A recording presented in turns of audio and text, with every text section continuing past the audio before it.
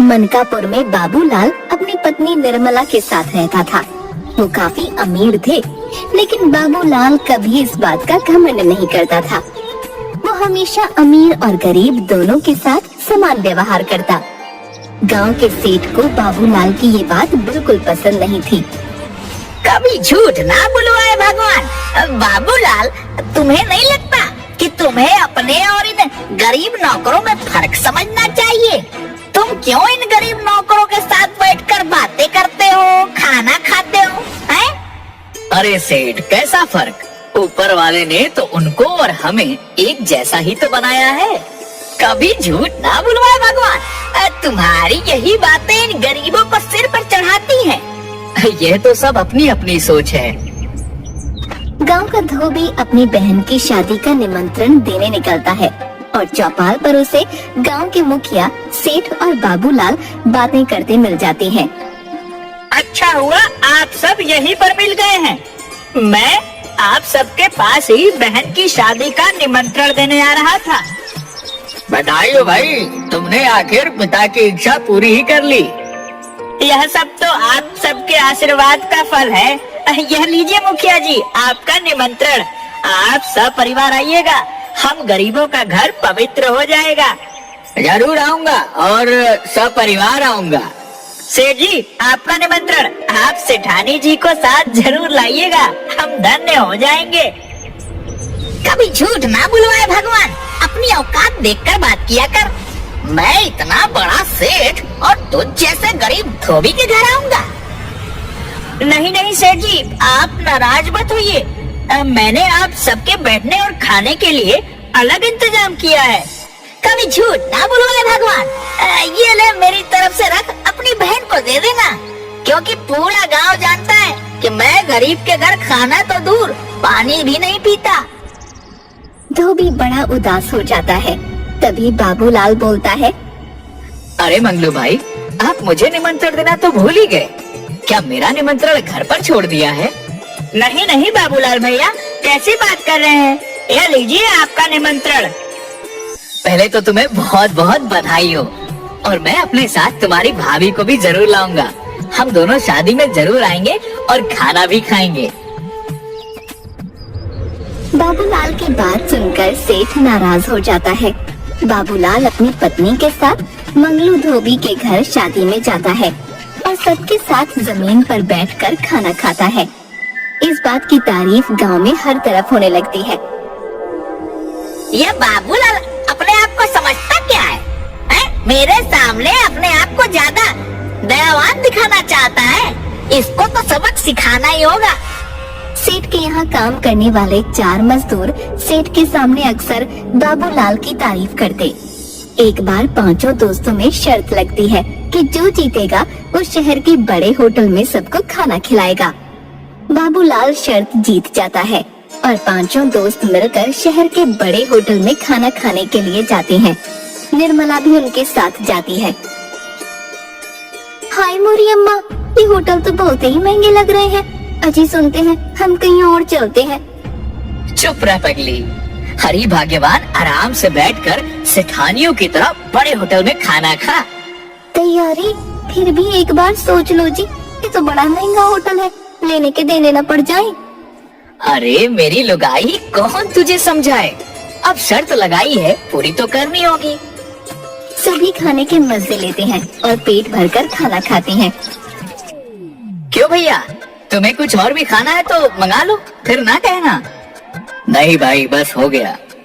Waiter भाई, कितने पैसे हुए? पूरे 1200। अम्मा गई भैंस पानी में। 1200?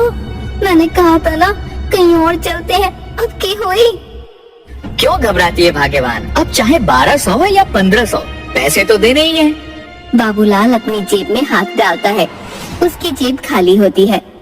निर्मला, क्या मेरा बटुआ तुम्हारे पास है? नहीं, तुम्हारी जेब में ही तो रखा था जी। मेरी जेब में तो नहीं है। कहाँ गया? क्या हुआ भाई साहब, पैसे दो। दे रहा हूँ भाई, रुको तो। क्या हुआ जी, बटुआ नहीं मिल रहा का? नहीं, मेरा बटुआ तो मेरे पास नहीं है। ये सब नहीं चलेगा, यहाँ पैसे तो देने पड़ेंगे। भाई विश्वास करो, मैं कल आकर पैसे देता हूँ। ऐसा नहीं होता है, अगर पैसे नहीं है तो तुम्हें अभी बर्तन धोने होंगे। भाई तुम गलत समझ रहे हो, हम झूठ नहीं बोल रहे हैं। सच में हमारा बटुआ कहीं खो गया है या घर पर ही छूट गया है। मैं कल आकर पैसे दे दूंगा। तुम शराफत से पैसे देते हो कि मैं सेठ को बुलाऊं? भाई मेरे पास पैसे नहीं हैं। तभी वहाँ गांव का सेठ आ जाता है। कभी झूठ ना बुलवाए भगवान। अरे बाबूलाल, क्या बात हो गई भाई? सेठ जी हमें बचा लीजिए, हमें बर्तन नहीं धोने। ये बाबूलाल हमें यहाँ खाना खिलाने लाया था और अब इसके पास देने के लिए पैसे नहीं है और होटल वाले हम सबको बर्तन धुलने के लिए बोल रहे हैं। कभी झूठ ना बुलवाए भगवान। अब डरो नहीं तुम लोग, मैं हूँ ना। मैं सच कह रहा हूँ, मैंने बटुआ रखा था।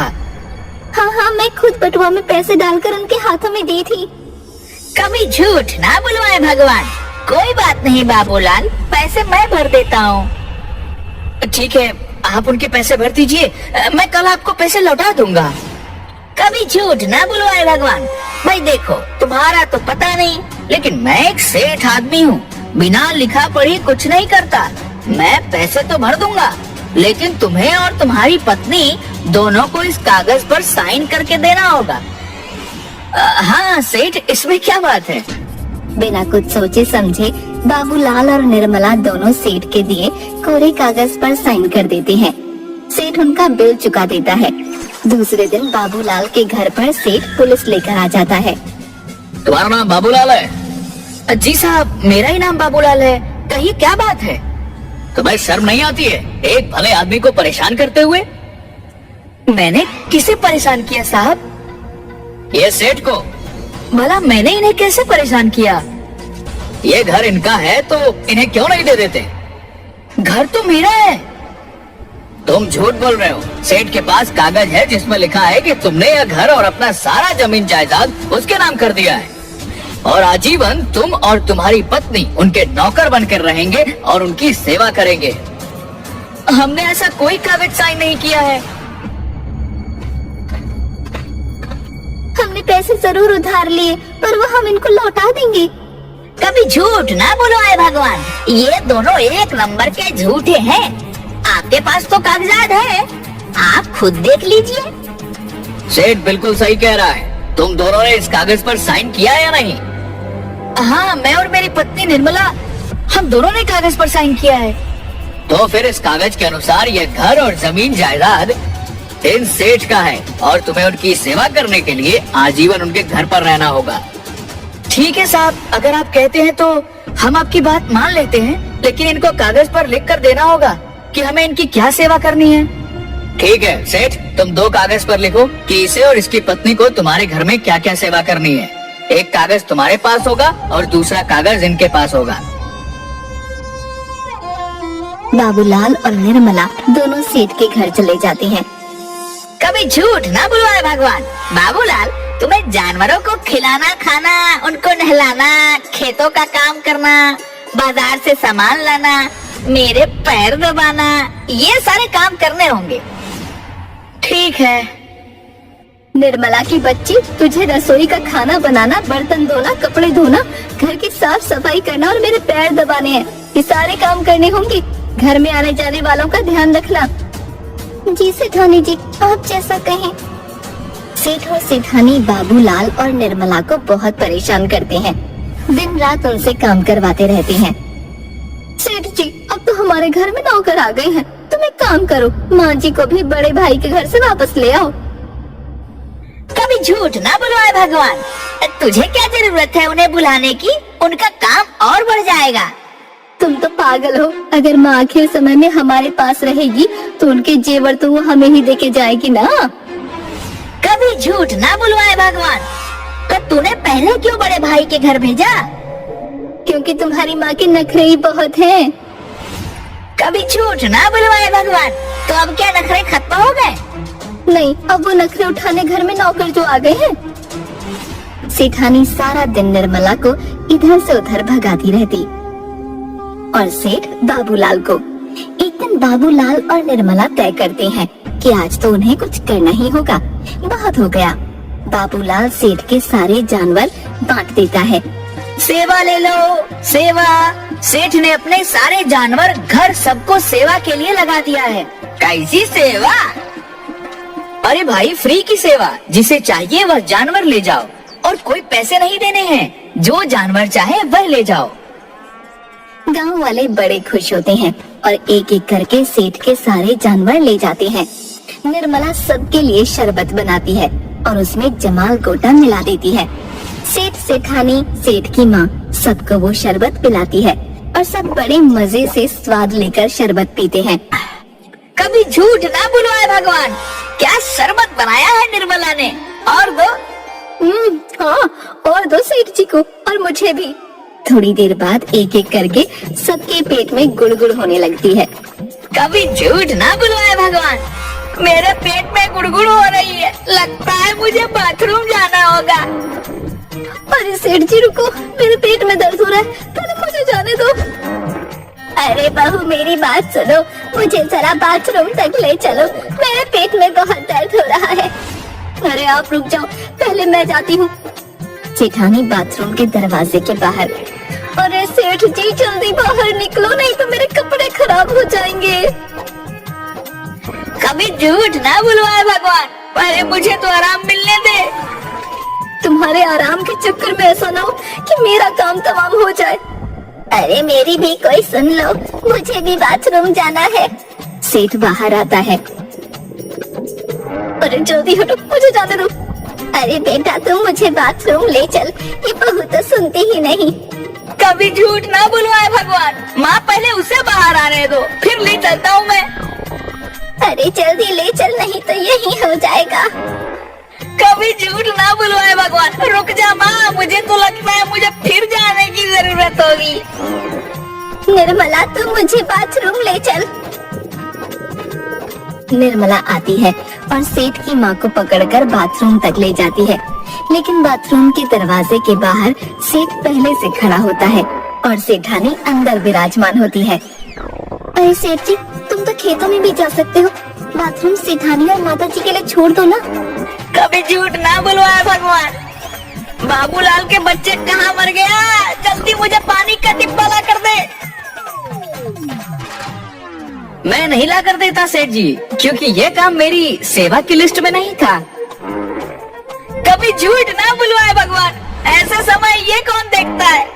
नहीं सेठ जी, जो मेरी सेवा लिस्ट में है मैं तो वही काम करूँगा। सेठ अपना पेट पकड़कर खेत की ओर भाग जाता है। अरे बहू जल्दी बाहर आ, मेरे पेट में फिर से दर्द होने लगा। रुक जाओ माँ जी, थोड़ी देर रुको तो। तभी सेठ खेतों से वापस आता है। कभी झूठ ना बुलवाए भगवान, मैं तो अभी खेत से आया और फिर से मेरे पेट में दर्द होने लगा। नहीं बेटा, पहले मैं जाऊंगी। अरे सेठ जी, माँ जी पहले से लाइन में खड़ी है। कभी झूठ ना बुलवाए भगवान, अंदर तो पहले मैं ही जाऊंगा। सेठानी बाहर आती है और सेठ फिर से बाथरूम में घुस जाता है। लो, अब मुझे कहीं जाने की जरूरत नहीं, जो होना था वो तो यही हो गया। निर्मला मुझे साफ कर दो। माँ जी, ये काम हमारी सेवा लिस्ट में नहीं था। तो ये काम कौन करेगा? कोई तो मुझे साफ कर दो। ये काम आपकी बहू करेगी? नहीं नहीं, मैं नहीं कर सकती ये काम, ये मेरे बस का रोग नहीं है। मैं तो नहीं करूँगी, क्योंकि ये मेरी सेवा लिस्ट में नहीं था। इससे अच्छा तो मैं बड़े बेटे के घर ही रहती, कम से कम मुझे वहाँ कोई तकलीफ तो नहीं थी।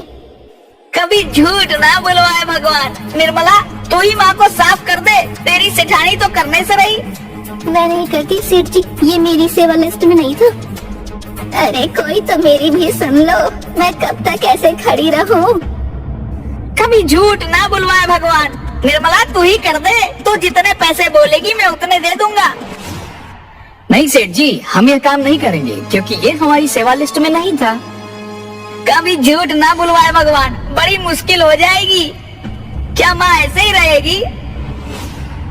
यह बात तो आपने सही कही सेठ जी, है तो बड़ी मुश्किल की बात। ठीक है, अगर आप चाहते हैं तो निर्मला यह काम करेगी, लेकिन आपको इन कागजों पर साइन करना होगा। कभी झूठ ना बुलवाए भगवान, जरूर कर दूंगा, जल्दी लाओ। सेठ और सेठानी कागजों पर साइन करते हैं। बाबूलाल और निर्मला वहाँ से भाग जाते हैं। थोड़ी देर के बाद बाबूलाल निर्मला पुलिस वालों को साथ लेकर सेठ के घर पर आते हैं। सेठ जी, शर्म नहीं आती ऐसे काम करते हुए? चलो घर खाली करो। कभी झूठ ना बुलवाए भगवान, घर क्यों खाली करूं? हाँ, यह घर तुमने बाबूलाल के नाम जो लिख दिए हैं। कभी झूठ ना बुलवाए भगवान, मैंने ऐसा कुछ नहीं किया। उनके पास कागजात हैं। कभी झूठ ना बुलवाए भगवान, मैंने ऐसा कुछ भी नहीं किया। सेठ जी, इस कागजात में लिखा है कि तुम अपना सब कुछ बाबूलाल के नाम कर रहे हो, इसलिए तुम्हें यह घर छोड़कर जाना होगा। कभी झूठ ना बुलवाए भगवान, मुझे माफ कर दो बाबूलाल, मुझे अपनी गलती समझ में आ गई है। मुझे कुछ नहीं पता, मुझे तो मेरा घर वापस चाहिए। कभी झूठ ना बुलवाए भगवान, मैं तुम्हारे हाथ जोड़ता हूँ, मैं इस उम्र में अपनी माँ को लेकर कहाँ जाऊँगा। निर्मला, तुम मुझे माफ कर दो, मेरे किए के लिए मैं हाथ जोड़ती हूँ तुम्हारे। निर्मला, क्या इन्हें माफ कर देना चाहिए? इन्होंने जैसा व्यवहार मेरे साथ किया, मुझे तो नहीं लगता कि इन्हें माफी मिलनी चाहिए। अब ये आप लोग समझिए कि मैं इन्हें कार्रवाई करने के लिए जेल में ले जाऊंगा। ठीक है, हम इन्हें माफ करते हैं। सेठ बाबूलाल निर्मला के सारे रुपए, जमीन जायदाद, घर सब वापस कर देता है। उस दिन के बाद सेठ कभी भी किसी को नीचा दिखाने की कोशिश नहीं करता।